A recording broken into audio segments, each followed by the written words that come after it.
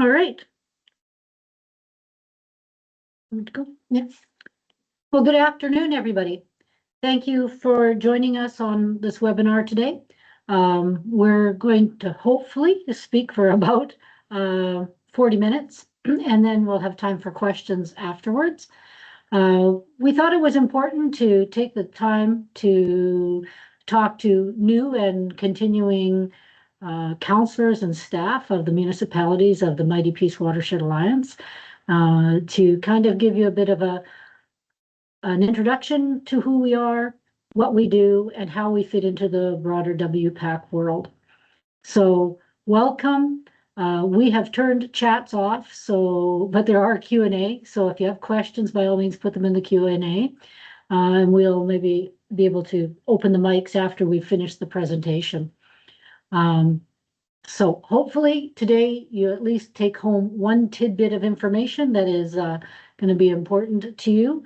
And if you have further questions after today, we are more than welcoming for you to connect with any one of us, to connect with the board of directors, or to contact us and have us come out and do a presentation to your local council. So first of all, today we have the staff of the Mighty Peace Watershed Alliance, myself, Rhonda Clark-Goetze, I'm the executive director. We have Adam Norris, who is the watershed coordinator, and Adana Hustler, who is the education and outreach coordinator. So we will just hop right in. All right, so before we begin today, we just want to take a moment to acknowledge the land that we're on. So the Mighty Peace Watershed Alliance lies within Treaty territory as well as the Métis homeland. We make this acknowledgement as an act of truth and reconciliation, showing our respect for the land and the Indigenous ancestors who came before us. We acknowledge and respect the histories, languages, and diverse cultures of the First Nations, Métis, and Inuit that have taken care of this water and land since time immemorial. We are grateful for their contributions and that continue to enrich our watershed. Maybe I'll just take a moment. Hopefully everybody can hear us and see the presentation. If you cannot, there's a reaction space at the top of the page, right? Yes. So if you can give us a thumbs up, that's great. If you can't hear us, please give us a sad face or something so that we know that we're having some technical difficulties. Okay. So about 20 years ago, there was a brainchild of a number of people in the province of Alberta. With the population growth, with boom in agriculture and industrial expansions and intensification, there were some pretty big incidences that happened in both Walkerton and North Battleford regarding drinking water contamination events. Then there was some significant droughts and flood issues, but the one drought in 2001 that really triggered people to say, wow, we almost didn't make our allocation between the Alberta-Saskatchewan border, and this is a big concern. Then allocations in some of the basins at carrying capacity. So some of the basins are looking at being closed basins, and what do you do with water when you don't have that allocation opportunity? And an increasing demand for and pressure on quality water supplies. So under the government of the time, they established the Water for Life strategy in 2003. With that is 3 core goals of safe, secure drinking water supplies, healthy aquatic ecosystems, reliable quality supplies for a sustainable economy. And under that, there are 3 key directions that they were going to use. One was to increase knowledge, one was partnerships, and one was conservation. The watershed planning and advisory councils came into being under this partnership model. So Albertans wanted to be engaged in water management discussions, and that was pretty key. Trying to make a policy that fit all of the province when there was so much uniqueness across the basins seemed to be something that was very important for Albertans to be engaged in. So under Water for Life, they created WPAC, so Watershed Planning and Advisory Councils, for all of the major basins. throughout the years from 2003 forward. The only one that is not covered at this time is the Hay River. They also created the Alberta Water Council, which is more policy driven, and then recognized watershed stewardship groups as being an important partner in the work that's happening. WPACs are to be adaptive, inclusive, and continuously improving.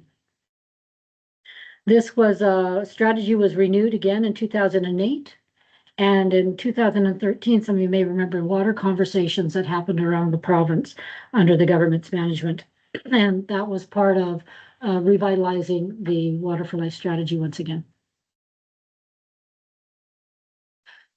So before we move forward, we'll just define what is a watershed. So everyone in the world lives in a watershed, and you can influence what happens in your watershed, whether that is good or bad, by how you treat the natural resources, the soil, the water, the air, plants, and everything on it. So a watershed is essentially like a funnel. So you have areas from higher points to lower points, and it's all funneling into a single source of water. And this includes rivers, lakes, smaller tributaries, and groundwater as well. I see we have a question regarding the cameras being off. We just thought it was easier to manage a webinar where the presentation part is in not having the cameras on. We can turn the cameras on when we turn the chat on once we're finished the presentation. Hopefully that's acceptable. Okay, so what are WPACs? There are 11 WPACs in the province. Hay does not have a WPAC at this time. Then they are not-for-profit societies that are governed by a volunteer board of directors who represent sectors and rights holders in each watershed. As I mentioned, there's a uniqueness to the board composition because each watershed has some unique things happening in it. In the Peace Watershed, most all of the economic drivers in the province are in fact in the Peace, and so it's trying to balance the economic drivers of our province, as well as then what's happening on the landscape, what's happening for water quality and quantity, and making sure that people still have safe, secure drinking water sources, and then making sure that there's healthy aquatic ecosystems as well. So we are advisory only. We work towards consensus decision making, so win-win solutions. Sometimes there's got to be give and take through the various sectors or various people sitting at the table, and that's okay. And so sometimes it looks like maybe it's a slower process, but believing that it is a better process because everybody has the opportunity to have the discussion, to bring forward their concerns and look towards the possibility of finding a better way forward or a good way forward. So the WPAC rules under our mandated rules agreement with the government of Alberta is 1, to do state of watershed assessments and reporting, 2, to be a convener collaborator, 3, education and literacy, which includes engagement, and 4, planning. So watershed management plans, source water protection plans, water management plans, etc. So that's our basic rules. So the Mighty Peace Watershed Alliance was established in April of 2011 after several months of an initiators group process. The Peace River watershed is the land draining into the Peace River, which is about 30% of the province of Alberta. So we are the largest watershed in Alberta. About half of the full watershed is outside of the Alberta boundaries, so mostly in British Columbia. 2 of our main tasks are to produce a State of the Watershed report, which was first done in 2015, and we are currently working on an updated version, and an integrated watershed management plan, which was done in 2018, and that will be updated following our updated State of the Watershed. So just to give you a bit of a sense of how much water is actually coming through the Peace River. In 2024, there was 39.5 billion cubic meters of water that went through the Peace River. But we are in a drought. Our average amount of water through the Peace is normally about 68 billion cubic meters. So we are quite low on flow at the or as of last 2024. And we just have a quick poll for you folks. So I will launch that. Okay. So just a fun fact, how many ferries cross the Peace River? I'll give you a moment to answer that. Can they see the camera?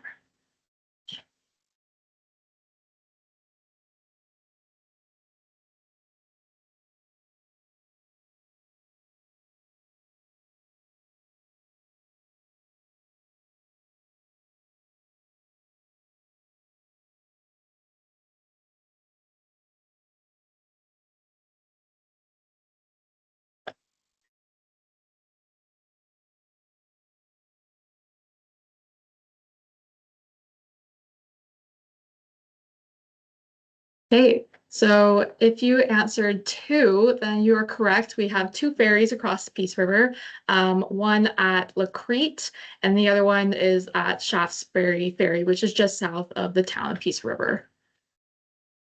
And a ferry at John Doerr Prairie across the Fox Lake. Oh, Three. Apologies. Okay. All right.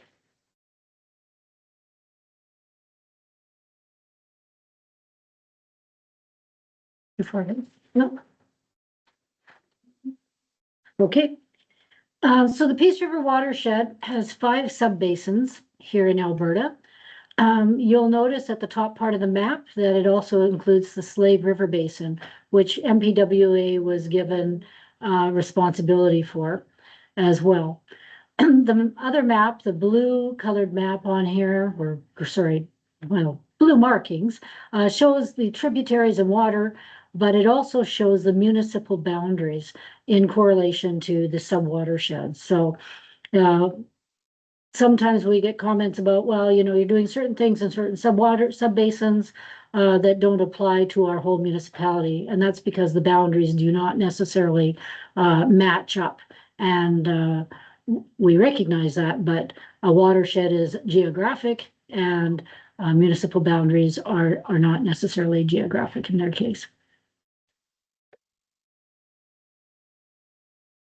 So the vision of the Mighty Peace Watershed Alliance is that the Peace is a healthy, sustainable watershed that supports our social, environmental, and economic objectives. The mission is to promote watershed excellence.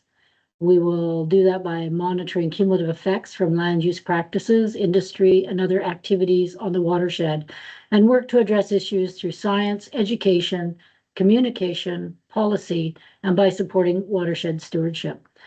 So basically, we have the opportunities to look at all that happens on the watershed and how on the landscape and how that affects our water quality and quantity. A good portion of our time in the last few years has been taken up with drought concerns. A few years before that, it was flooding concerns. So surface water management is a huge part of what we look at. But then we also look at how to provide education, how to use science knowledge, et cetera, to find better recommendations on how we address water concerns in the Peace region. This is the current list of board members for the Mighty Peace Watershed Alliance. Our AGM is held in June of every year. And at that time, about half of the board is up for nomination. It's a 2-year term as a director, and nominations are asked for ahead of the meeting and can be received from the floor if the proper paperwork and everything is available at that time. You will notice that there are 4 main sectors on the board, and within each sector, there is a number of seats. This is the same type of format that is followed in all of the WPACs as we were established. And some of the seats may change a little bit depending on the uniqueness of the watershed. So to bring to your attention at this time, because this webinar is for municipalities, we have 2 vacant seats that need to be filled, or we would really encourage to be filled. One is small urban municipalities. So that's all urban municipalities excluding the city of Grand Prairie. They have their own seat. And then all rural municipalities. Rural municipalities typically will submit a nomination through their RMA zone meeting. And so coming up in the February meeting, we'll be asking for that type of nomination to come forward. And the small urbans, we have typically just asked small urbans to submit as they see interest or ability to do so. Communities such as Valley View, Peace River, Wembley, those kinds of places have often fulfilled the small urban municipality seat. You will notice in many of them, there are 2 names listed. So the first name is the nominated director, an elected director. The second name is an alternate. So whoever the director is then has the ability to name an alternate individual. Because the watershed is so huge, it's important to gather as many representation and voice across the watershed to make sure we have a clearer picture of what's happening on the landscape. So all directors have the ability to name an alternate, and that alternate then is accepted, can be accepted by the board. So where there is only 1 name listed, that just means that there is a director, but no alternate has been identified. They do not have to have one, but they can list one if they wish. Okay, so what does the MPWA actually do? So we do things like report on the state of the watershed. So that first iteration was published in 2015. We're currently working on our new update. We prepare a watershed management plan. So this would be things like our implemented watershed management plan. We lead watershed planning activities, so whether that's with municipalities, with Indigenous groups, with stewardship groups, for example, or governments. We promote best management practices, so we encourage folks to use those best management practices where it comes to industries like forestry, oil and gas, agriculture, for example. We also develop educational programs, so we'll get a little bit more into that later. And we work with and feed information into other planning processes. So we are part of regional plans, water management plans, source water protection plans, for example. So some of our, oh, sorry, go ahead, Adam. I'll speak for our change. Yeah. Yeah, we've been lucky to have been involved in a bunch of projects, and just a few of them would be the source water protection plan. You've heard a lot, or sorry, state of the watershed. You've heard a lot about that. You can think of this as a high level snapshot, the current condition of the watershed. Why does that matter? We can only manage that which we understand or know, right? So the idea is that we have a sense of our water resources and how we use it in the watershed, and that can help us inform better decisions. Following up on that is the integrated watershed management plan. And what this does is it tries to recommend ways to improve how we as a watershed, again, broader than industrial sector or municipality, how we all together would manage water so that we have the most access for all the different uses on the land. Below that, you're going to see a couple of Wapiti River plans. The first one, the Wapiti River Water Management Plan, was something led by the government of Alberta. They could see that the water was getting tight on the Wapiti, and there's some big draws there, the biggest population center in our watershed and a big industrial user and increasing industrial activity. So we helped develop a water conservation objective. So really just looking at, how much water can this river supply and what sort of thresholds do we need to have in place to manage it differently and start to address other issues in water management like storage or other sources. Following up on that, the Mighty Peace was tasked with doing a source water protection plan for the Wapiti, and that is really a look at quality of water. So the quantity aspect is generally the water management plan. The quality aspect, we do something very simply. We go and ask a couple questions. One, what could go wrong? And then two, if it goes wrong, how bad will it be? And then three, what could we do to prevent that? So it's part of an approach where we look based on drinking water, where people draw drinking water, what can we do to prevent contaminants from getting into that water? And if you recall things like Battleford or Walkerton, we know how devastating that can be. And so it's a multi-barrier approach. You try many things to prevent accidents like that from happening. We've done one for source water protection plan for the Grimshaw Gravels Aquifer as well. This is really interesting. There's a very tight group of municipalities up there who work together because they're all drawing from this aquifer. And so it's a unique plan looking at how do they maintain or protect their resource, their water resource that's underground. So that's been one we've worked on quite a bit. And then that next line, you're going to see a bunch of different projects. So we do a lot of projects, as Rhonda mentioned, falling under the three aspects of Water for Life, right? Safe, secure drinking water. That's obviously the first one. But then healthy aquatic ecosystems and reliable supplies for a sustainable economy. Those two often go together. And it's sort of how do you manage how we're using withdrawing water in the context of the system it's coming from. And so we do things like develop watershed restoration plans. How can we, and this one was for the Beaver Lodge area and the Red Willow, how can we do things slightly different so that we maintain things like fish populations there, the riparian zones, the ability of that system to handle floods and or droughts. Similarly, the work we've done with Ducks Unlimited and a bunch of industry partners at the Boreal Wetland Center is looking at how do we maintain those wetlands and still do what we need to do without destroying them, because they do things like recharge groundwater, they abate floods, they provide biodiversity hotspots, those sorts of things. And finally, we do a lot around erosion. So water-caused erosion often is very tightly linked to land use. So if there is a person having issues with that or an organization, we often work with them on adjusting practices and then trying to restore that system so that we don't have erosion issues. And finally, one I'll highlight here is we've done a bunch of source water maps. And you can think about these as that sort of first step in a source water protection plan, but it identifies the land use and the potential hazards, sometimes hazards, mostly land use, which could be potential hazards around each drinking water intake in the province, in the watershed. So if you want that for your municipality, please reach out to us. We're happy to share these. We're happy to come present them, and they would help your water treatment operators do their drinking water safety plan they have to submit each year or that sort of thing.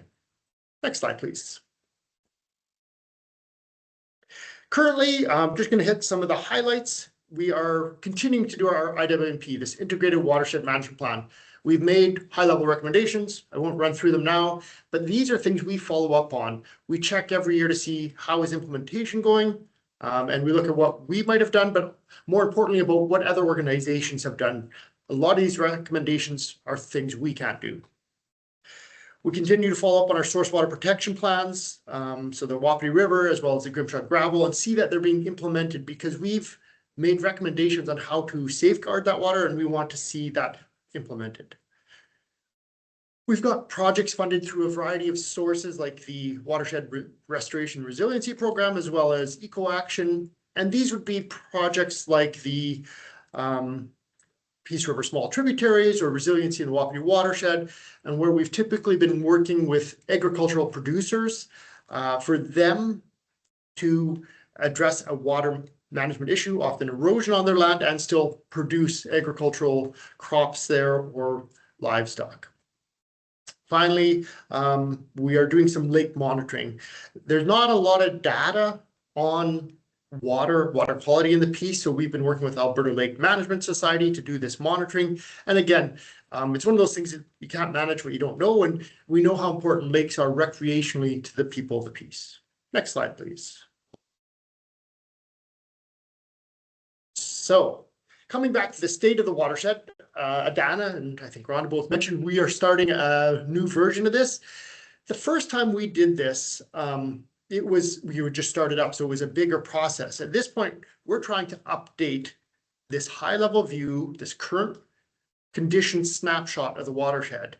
And so what's happened is we've gone out and we've found a consultant who's going to do this process for us, but it's being led or managed by a committee of our board. So the Integrated Watershed Management Planning Steering Committee is overseeing this. They've got the consultant hired, and what we can expect is that we'll have a technical report, so a scientific report that's done by July. Parallel to that, we're doing this stream of Indigenous knowledge events where we're hoping to get an understanding of the Indigenous perspective of our watershed and what it's at. And then we'll have to do this grading of two knowledges. But about that time, we're going to go out to the public and look for some engagement, some feedback. So, this is what we've heard from Indigenous communities. This is what we have from our science. Does this match your view of the watershed? Are there other issues we need to know? The first time we did this, again, we went out to 27 communities, and it was a lot of, I think we had over 40,000 kilometers we traveled. We really wanted to get a sense of that. At this point, we are engaged currently, and we're very lucky to have the best municipalities in the province, maybe in Canada, and we work with a lot of you on projects, and we have that constant feedback. So we're not going to do it as much as a dedicated tour this time, but we will be opening up some events and looking to hear from people of the piece. Next slide. All right, so one of the roles that we have is as a convener and collaborator. So to serve as a convener and collaborator across watershed stakeholders to advance overall watershed stewardship and management. So we have been able to host municipal agriculture and stewardship workshops, things like on resiliency to drought, on fire and water, surface water management. All of those have been workshops that we have done over the past number of years. We host events like the Watershed Management in Alberta's Boreal Conference. We've had 2 of those so far, one in 2023 and one in 2025. A chance for a 2-day meeting of the minds of a variety of people from Athabasca Watershed, Lesser Slave Watershed, and the Peace Watershed. We support sub-basin and stewardship groups. There's not a lot of stewardship groups, specific watershed stewardship groups in this region. We would always encourage more. And if you know of a group or a part of your council who would like to start a stewardship group, then come and talk to us and we can help you with some information to get that going. Then we support collaborative projects, and Adam's already run through a bunch of those. And so just knowing that while we do some individual work out there, we like to collect in as many stakeholders and partners and people that we can to help us move things forward.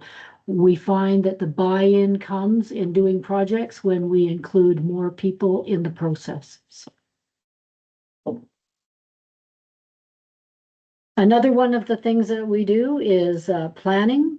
So underneath the planning and policy role, we're tasked to with collaborative development of integrated watershed management plans that set shared watershed objectives and outline recommended actions that when these are implemented, hopefully achieves those goals and objectives. So we try to do the planning part with, like I said before, as many partners as possible, and try to include as many voices as possible, because everybody has opinions and thoughts and research and ideas and concerns that we need to hear.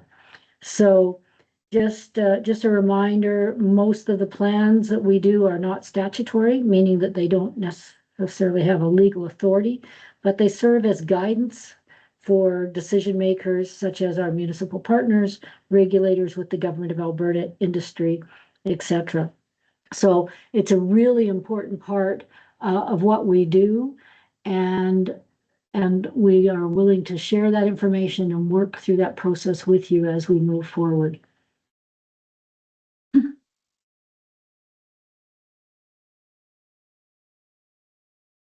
So some of this stuff beyond just the local projects and state of the watershed and the integrated watershed management plan is the stuff that happens at the next level that we often are asked to put feedback into. So land use framework in the regional sense, I know the land use framework stuff is not there yet. They've been telling us since 2011 when we first established that regional planning was coming and we needed to be ready for that. I hear it's still coming, and we still have information that we continue to share with those who are trying to head up some of those discussions and engagement. So we continue to feed into that process. There's been some sub-regional plans that we have had the opportunity to provide information for, or to perhaps have a chance to speak with those who are doing it. So the Upper Smoky just released their sub-regional plan. And then there's also the work that we've done with the UNESCO reactive monitoring mission through Wood Buffalo Park. We often get asks for municipal development plans and land use bylaws, which is always good. See if we have things to add or considerations or recommendations that we think maybe should be included in there. Mackenzie River Basin Board, of which we are so many of the major basins in Northern Alberta are part of the Mackenzie River Basin Board. And so we get the opportunity to speak with them. And a number of forest management agreement advisory groups. We've had the opportunity to sit on those advisory groups to bring that other perspective and voice to their work. So we do a large amount of education outreach. So things like workshops. So this would be, for example, we've done a fire and water workshop and a resiliency and multi-year drought workshops. We do a number of conferences. We host conferences as well as attend conferences while, for example, like we'll be invited to speak at a conference. We do lots of youth events. So I'll go to schools, to various youth organizations, and do in-classroom presentations or field trips. We run a program called Extreme Science. So this is where students get to collect benthic invertebrates, so essentially water bugs, and they can identify them. And using the amount that they've collected, they can do some basic statistics to figure out what the population or the pollution level might be in that water body. So it's really neat and very hands-on. We also do a variety of trade shows. So we'll go to trade shows throughout the piece. So if you have any events or conferences or anything that you would like us to attend, feel free to shoot us an email or get in contact with us. We'd love to meet the people in your community and get a better sense of what's going on in our watershed, as well as educate folks about the watershed. So that begs the question. We have our mandate and roles that we're fulfilling, and municipalities obviously provide the bulk of services to residents. So where do we overlap? As Rhonda mentioned, we're not statutory. However, municipalities do a lot of that stuff. And you have things like your land use bylaws and your municipal development plans that you have in place to ensure that you're providing the services you need to.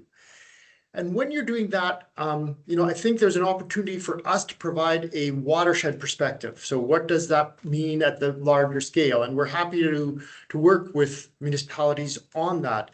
And are there ways of maintaining wetlands, riverbanks, lakes, whatever it is, groundwater, in the planning process so that we have the best chance of having a water resource that will support the municipal goals that you have, right?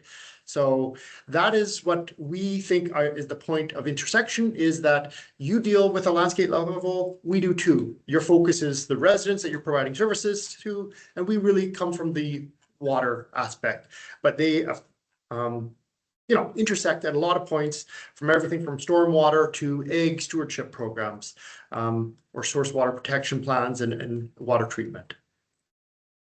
If you have other thoughts about how you would like to see some conversation or discussion on how watershed might influence a particular regulation or policy, please get in touch. We would love to hear about that.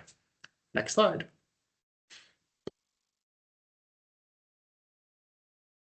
All right, so how can you help the MPWA? First and foremost is membership. So having membership brings your voice to the table.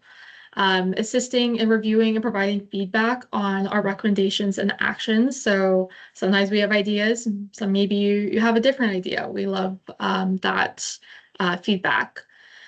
Sponsorship and monetary contributions are always welcome.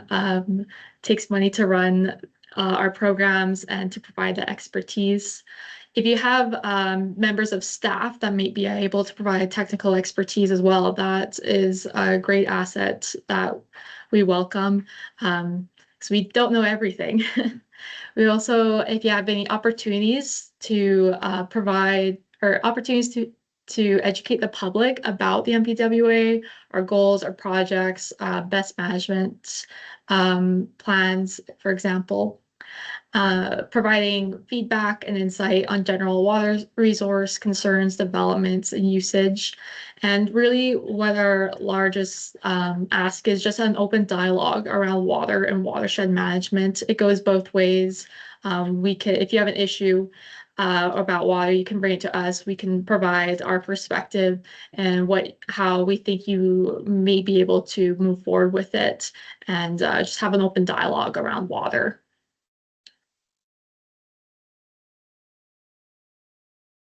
So, as I mentioned at the beginning, we're a not-for-profit organization. We are mandated to do work under the Government of Alberta's Water for Life strategy.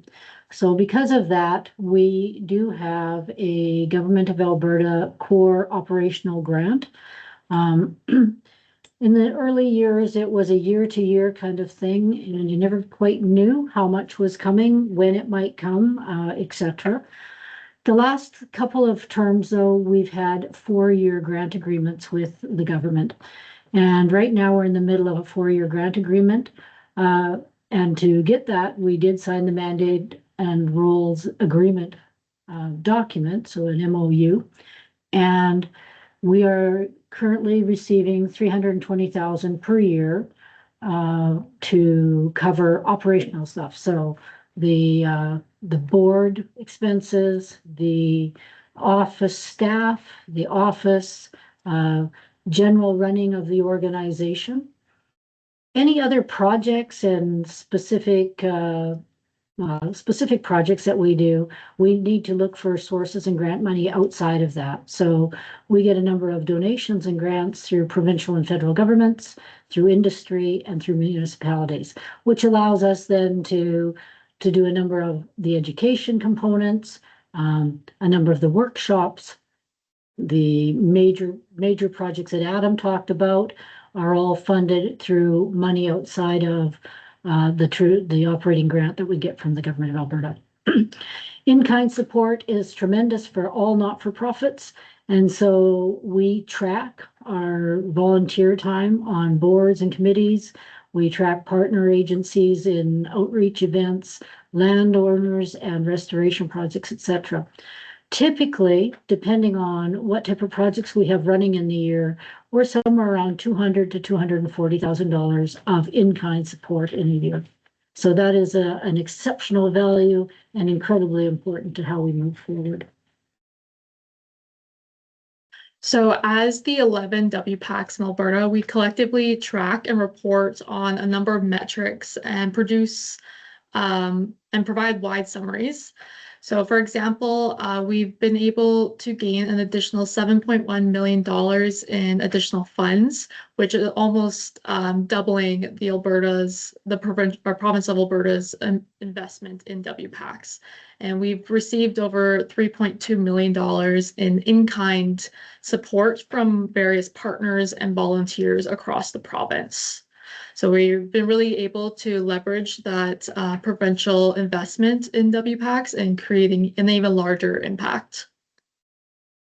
So of that stat that was showing up there, I think it's of interest to note that that's for 60 employees across the province, and that fluctuates. So when these numbers were done a year ago, there was 4 of us here. with a summer staff on top, so 5. We're down to 3 right now. So it fluctuates between 50 and 60 employees in a year doing that kind of work with a large number of members and volunteers who are helping. One project that we are getting involved with right now, and it's in the initial phase, is a water security roadmap for the Peace in Athabasca. Included that is Lesser Slave Lake. And what this project is about is really an accounting project first. How much water is available? How much water are we using right now? Who is using it? How do we want to use it? And then the next layer that's really interesting is trying to project forward and seeing challenges, right? Are we going to have the resource to do what we want to do? Is it going to be in the right spot?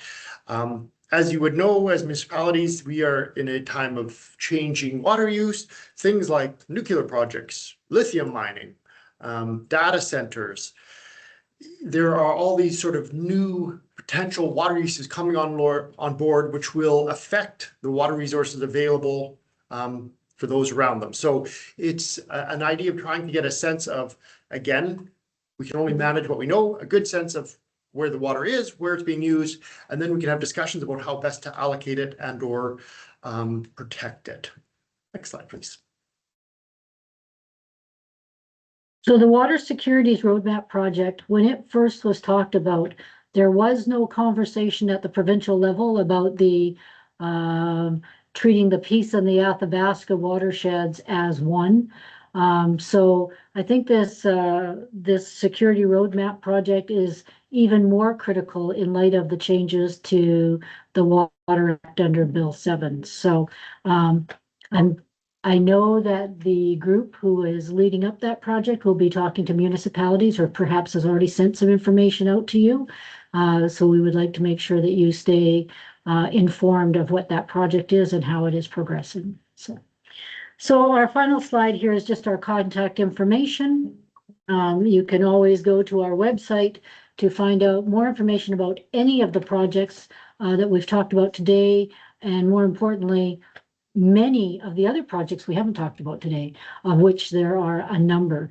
And then if you are on Facebook, please follow us at Mighty Peace Watershed Alliance and stay up to date with some of the posts and the information that we share there. So we're going to open the line right now, we hope, for anybody who has questions and or comments or thoughts at this point. It can be put into, questions can be put into the Q&A function, or you can raise your hand and I will unmute you, or I'll try to unmute you.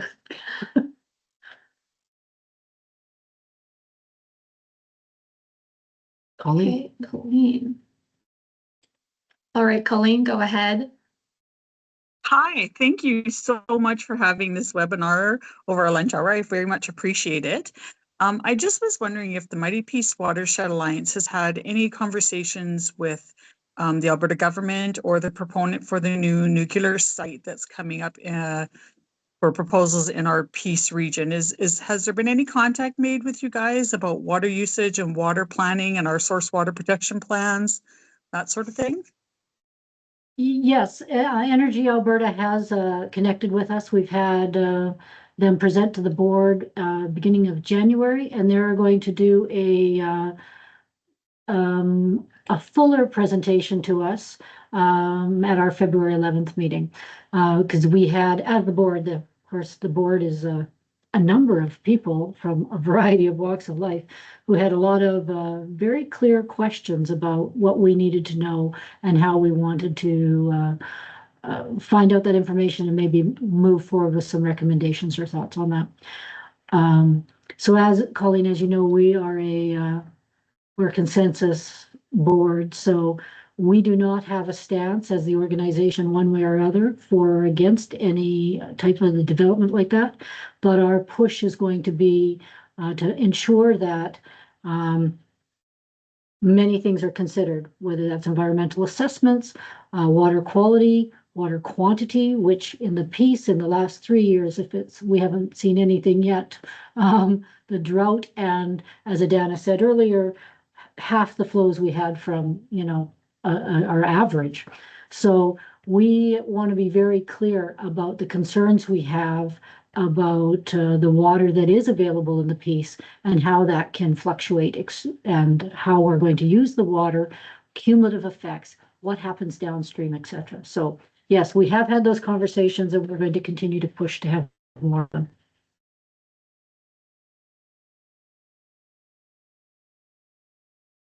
Thank you.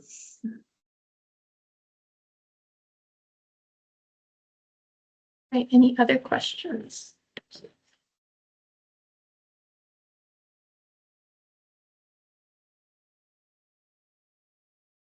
Not, we'll take this moment to ask some questions to you folks. So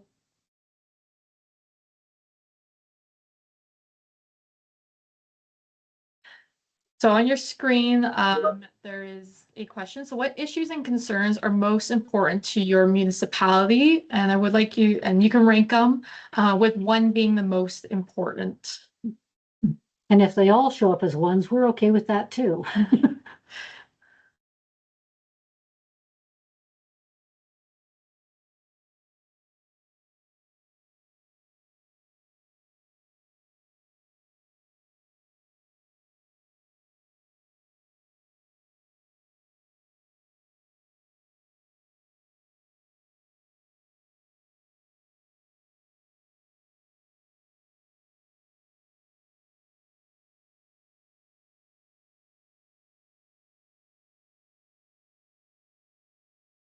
All right, we will see results here. Oh. Submit. There we go. So looks like our top response at the moment is droughts, followed by water quantity and water quality. So that is pretty consistent with what we've been hearing throughout the piece at the moment. I mean, we're ever hopeful with all of the snow that we've received in the majority of the Peace region this winter. I mean, I don't know about you guys, but a lot of places have received quite a bit of melt already, and there's already been some or overland movement. My concern now, of course, is we're going to hit minus 35 this weekend, so everything's going to be iced up. And what happens when the next snowfall comes? We are no longer looking at it penetrating probably, but running off the landscape. So, I mean, that helps lakes at the end point, but you know, we really do need some water table rejuvenation and some snowpack in the mountains to get us through this next season. Okay. Anybody else have some questions, comments, concerns?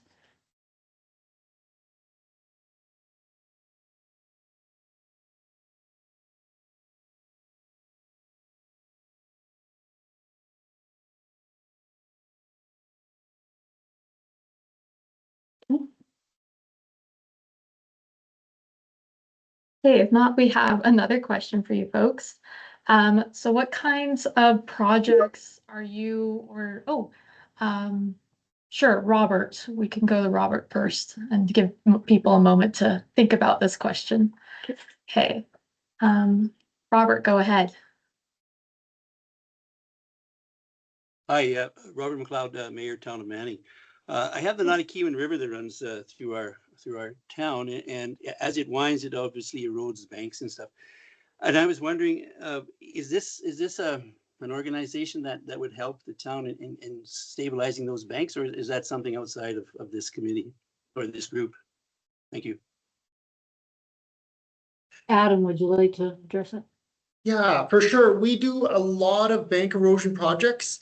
The only thing I could say is, you know, at some point, we're a small organization. It might be of a scale that is big enough to warrant a consultant. We're always happy to provide input. We have managed several projects doing that sort of erosion work to protect infrastructure, houses, fields, whatever. So yes, It might just be a recommendation. You need to find a consultant that's big enough to handle this. It might be, we could do this in conjunction with you. It could be yes, and we'll go find funding, or you go find funding. So some form of yes, what it looks like at the end could vary. So we have currently, they call them Gabion baskets or Gabon baskets, or some pronunciation that I don't know how to say, that were already installed many years ago. And they are not doing what they were intended to do now because of erosion. And so, yeah, it's kind of an issue in town, and I will appreciate any kind of advice and consult that you can provide us. Thank you.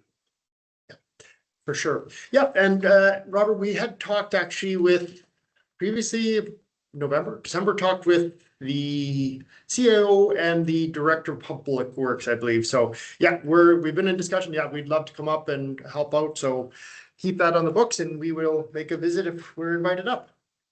Well, thank you very much, and you can expect an invitation. Okay, thank you. Thank you. Can you see this? Yes. Okay. So we're getting some responses now to what kind of projects. So I'm seeing lots of water ditching, withdrawal, act approvals, drainage projects, wetland restoration, so restoration and erosion, biodiversity. So good mix of kinds of projects and things that we definitely be able to help your municipality with. Excellent. Any other questions?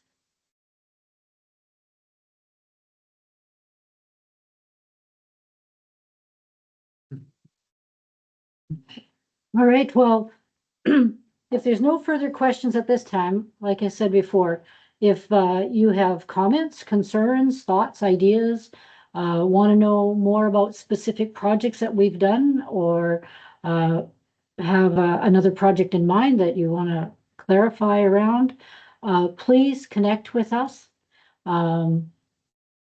You can go through our website to connect, or many of your CAOs will have our connection information as well. And we'd be interested to come to your council if that seems appropriate to do so. And otherwise, stay in touch, and we will be in touch with you over the next few months as we work on our State of the Watershed renewal. Thank you very much for joining us today. Hopefully you've taken that one tidbit of information that you didn't know before that you could take home with you. And otherwise, please enjoy the rest of your day.